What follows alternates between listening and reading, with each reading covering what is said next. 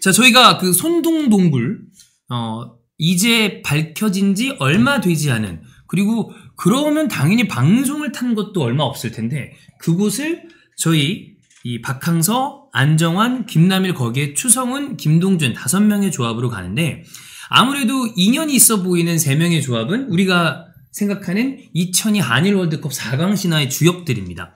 박항서 코치, 안정환, 김남일 이 두 분까지 뭐 지금은 또 지도자로도 또 예능인으로도 활동을 하고 계신 분들인데, 저는 뭐 이 02 월드컵 때 고2였어요. 아, 네. 고2 때라 사실 그 매 경기를 광화문 가서 봤거든요. 한국 경기를 다. 그래서 그렇게 광화문 가서 보면 어떤 특징이 있냐? 경기 내용이 하나도 기억 안 납니다. 경기는 눈에 아무것도 안 들어와요. 응원만. 네, 그냥 가서 으악 하고 오는 거예요. 경기 새로 보면 아 저랬었구나. 그제서야 알 수 있는데, 두 분께서는 봤던 기억이 다 나실 거 아니에요? 그럼요.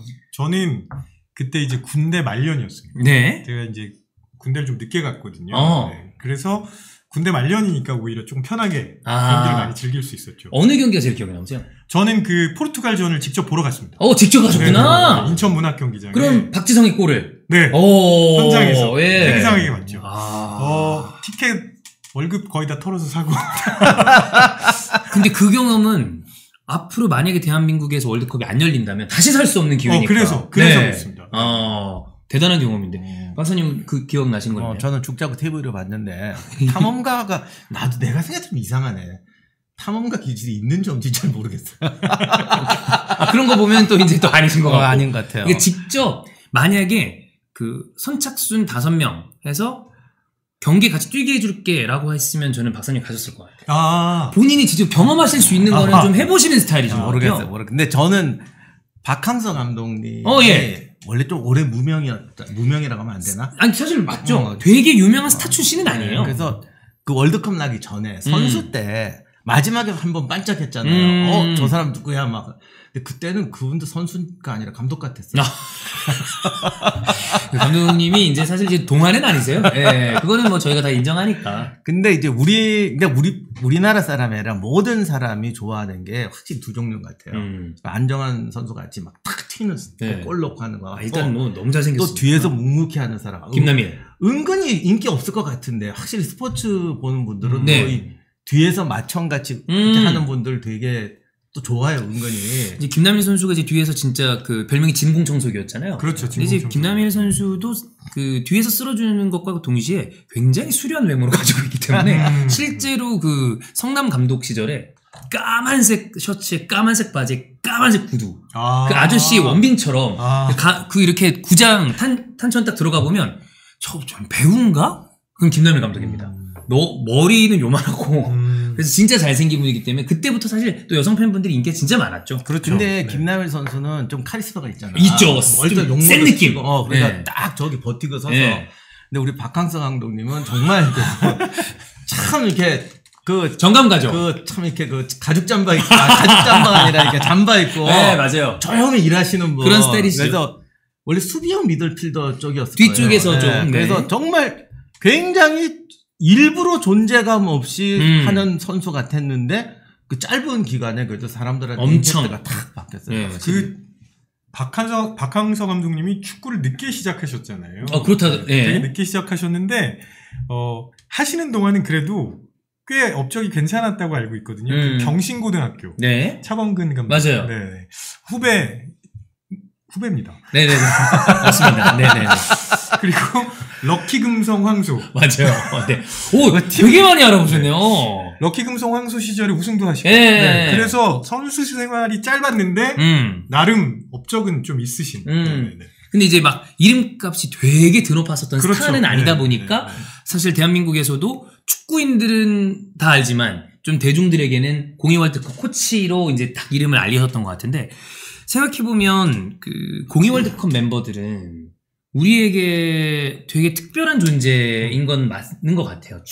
대한민국 축구사 쪽으로 봤을 때도 가장 큰 성공을 거둔 그런 이 멤버들이기도 한데, 고생도 함께하고 승리도 함께한 멤버들이잖아요. 그러면 유대감이 아마 저희가 생각하는 것보다 훨씬 더 크겠죠? 같이 그런 경험을 공유했다는 게. 결국 사람들은 경험을 먹고 사는 거예요. 예. 네. 그리고 내가 지금 하는 경험이 결국 미래의 나의 모습을 결정하는 거고요. 박항서 감독님이 베트남에서 그렇게 엄청난 업적을 세우실 수 있었던 리더십의 근간도 그분이 하셨던 꽤 오랜 시간의 경험이 누적되면서 하는 거죠. 네. 그래서 그런 경험들은 정말 소중한 겁니다. 근데 그러면 이거는 뭐 좀 너무 단순한 그 질문인지 모르겠지만 같이 고생한 사람들끼리 더 가까운가요? 아니면 같이 승리한 사람들끼리 더 가까운가요? 고생 안 하고 승리한 게 제일 좋은 건가요? 경우가 있나요? 어이가 없지. 그리고 간혹 또 왜 또 스포츠 중에 네. 챔피언들끼리 자기들끼리 모여가지고 팀 만들어서 딱 우승하고 이런 경우들이 간혹 스포츠에 좀 있잖아요. 그러면 별로 안 친해지죠. 그런 건 별로다. 그냥 업적만 대외적으로 선전할 뿐이고 네. 그 같이 고생한 경험이 없으면 나눌 수 있는 게 없거든요. 네.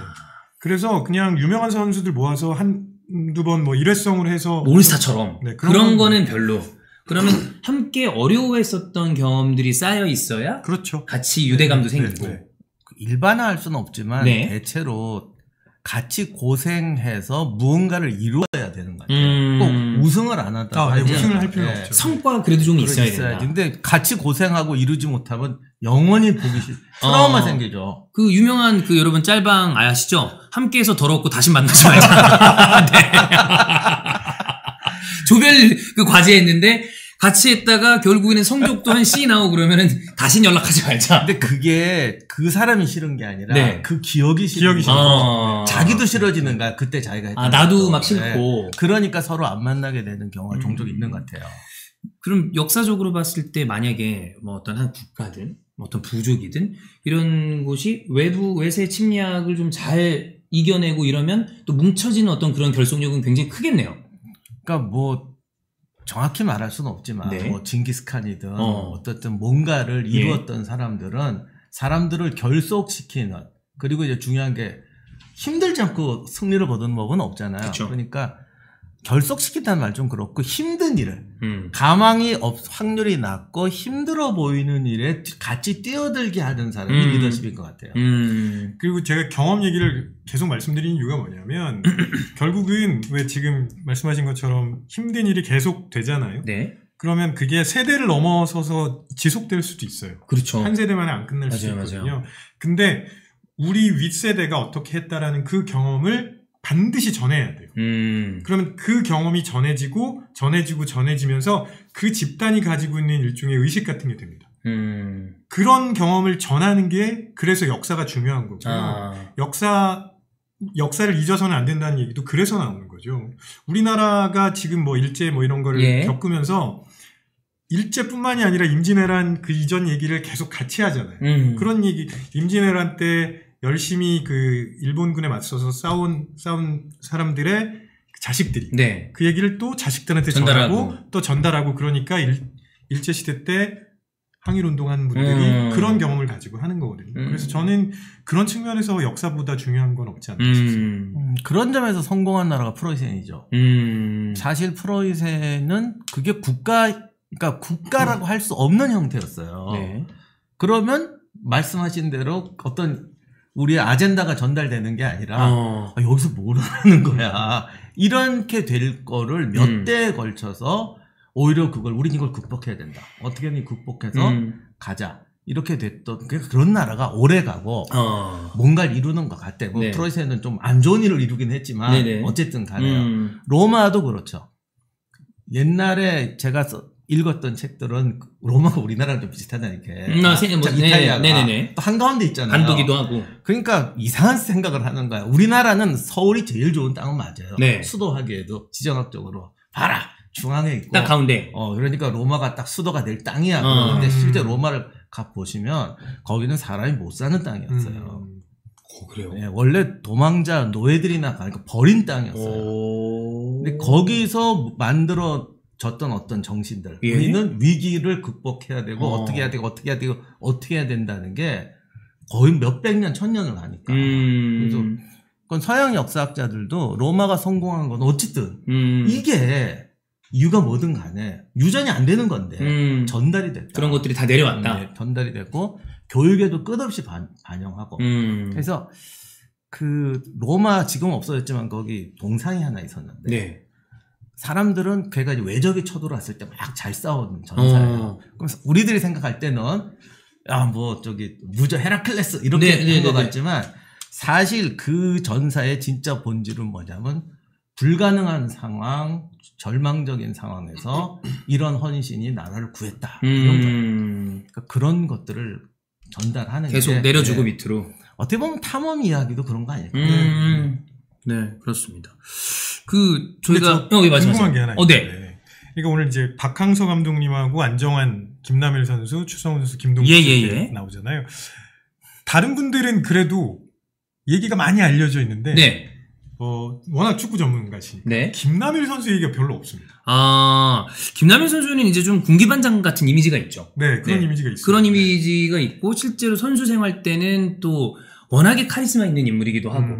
근데 제가 선수 때보다 이후에 사실 직접 계속 만나서 컨택을 했었던 건 물론 이 약간의 성적 부진으로 이제 경질 이후에는 요즘에는 좀 쉬고 계시지만 지도자 이후에 만나봤을 때 김남일 감독은 제가 만났었던 지도자들 중에 가장 젠틀하고 진짜 그 흔히 얘기하는 완전 신사 느낌. 그리고 또 아내분이 이제 김보민 아나운서잖아요. 네네. 그래서 그런지 아주 정제된 인터뷰. 보통 감독들이 이 심리적으로 흔들리는 상황, 즉 성적이 안 좋았을 때 참 인터뷰를 잘하던 감독들도 실언을 합니다. 특히나 해외 언론들 보면 기자들이 진짜 미친 듯이 쪼거든요. 막 그러면 생각이 없던 얘기를 막 해요. 네. 그래서 저희도 얘기했을 때 저 사람 멘탈 나갔나 보다. 지금 얘기는 그렇게 귀담아 들을 필요는 없지만 보통 힘든 게 아닌 것 같다. 근데 그 와중에도 그나마 김남일 감독은 그거를 좀 정제해서 했었던 걸로 기억을 해요. 명장이라고 부르는 감독들도 코너에 몰리면 심지어 그런 얘기하는 감독들도 많아요. 나도 왜 이렇게 지는지 모르겠다고. 완전히 나간 거죠 진짜. 감독이? 네, 감독이. 그럼 이제 거기서 팬들은 야 네가 모르면 누가 알아? 이렇게 되는 건데 이제 이해는 하죠. 심정적으로 진짜 힘들구나. 그런 와중에도 그래도 김남일 감독은 조금은 이성적이었던 편이었죠. 제가 기억하는 김남일 감독의 장면이 네. 어느 나라 선수였는지 모르겠는데 한번 충돌이 있었고 네. 이게 방송에는 안 나왔지만 분명히 입모양은 이제 베이커리를 네. 그런 게 확실하게 이렇게 있죠. 각인돼 있어가지고 워낙에 카리스마가 있기 때문에 김남일 감독은 다른 게 변하기보다 그거 하나가 변했어요. 제가 아까 얘기했지만 까만 바지 입었다고 그랬잖아요. 피부톤도 그렇게 바뀌시더라고요. 이게 힘드니까 프로 감독들 이렇게 만나보면 부임한 지 한 달, 석 달, 6개월 시즌 말미 되면 피부가 점점 계속 흑색으로 바뀝니다. 너무 힘든 그 자리라. 근데 이게 동굴 탐험이 되게 위험하고 한데 네. 그런 것도 나오겠다. 줄 타고 저 밑에 물에 내려가야 되는데 네네네. 누가 먼저 갈 거냐. 여기서는 분명히 박항서 감독님은 제일 마지막에 가실 것 같고 느낌상 막내인 김동준 씨가 너부터 가야지 약간 이런 느낌 아닐까요? 그럼 너부터 가야지라고는 누가 할까? 박항서 감독님은 안 그럴 것 같아. 뭔가 리더십상. 그거 그러는 거는 내 생각에는 김남국 우리들이 알고 있는 이미지로 일단 마청 김남일 감독이나 아니면 저는 이제 예능 포인트상 분명히 안정환 선수가 저도 그렇게 생각해요. 근데 네가 가야지. 이렇게 던지듯이. 네가 안 가면 누가 안 가? 툭툭툭 하는 스타일이시니까.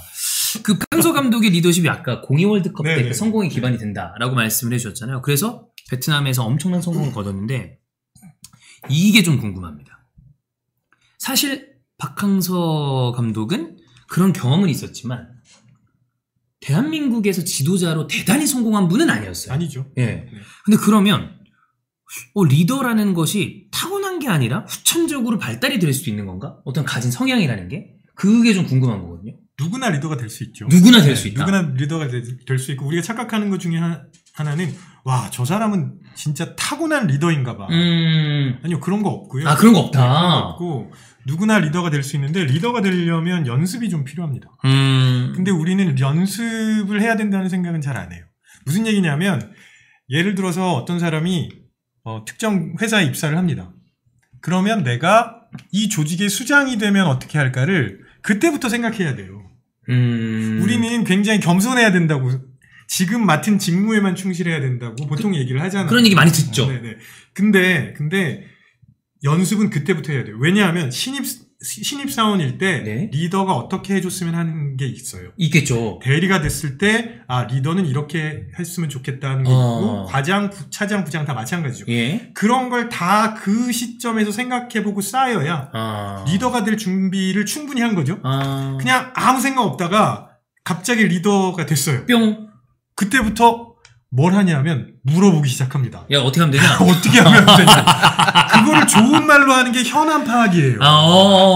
그때부터 하나하나 물어보면 누가 그 불편한 자리에서 이렇게 해주시면 좋겠습니다 하고 얘기 정말 못하죠. 그래서 미리부터 항상 준비하셔야 되고요. 그걸 아주 잘하는 사람들 중에 하나가 제가 보기엔 지휘자. 좋은 지휘자는요. 네. 그 오케스트라의 모든 구성원들의 악기를 다 듣는다 이렇게만 알고 있잖아요. 막 그런 얘기 많이 하잖아요. 다 듣는다고. 네네. 근데 대부분 그분들의 인터뷰 보면 옛날부터 그러니까 오케스트라에 소속됐을 때부터 지휘를 하고 싶은 꿈을 꿨어요. 처음부터. 네네. 그래서 내가 지휘를 하면 어떻게 해야 될지에 대해서 계속 고민해온 거죠. 그런 준비가 안 돼 있으면 사실은 리더가 됐을 때 당황할 수밖에 없어요. 그래서 우리는 항상 그런 생각을 좀 하셨으면 좋겠어요. 지금 본인이 어떤 직책에 계시든지 네. 간에 어떤 자리에 계시든지 간에 내가 리더가 되면 네. 나중에 수장이 되시면 어떻게 하실 건지 미리 생각해 보셔야 됩니다. 저희 직원들이 이 얘기를 좀 안 들었으면 좋겠네요. 네. 이제 저희 신입 직원 뽑을 때 제가 마지막에 최종 면접을 보면 이제 그런 얘기 하는 친구가 있었어요. 그 회사를 어떻게 운영하실 계획이냐. 그럼 저 이제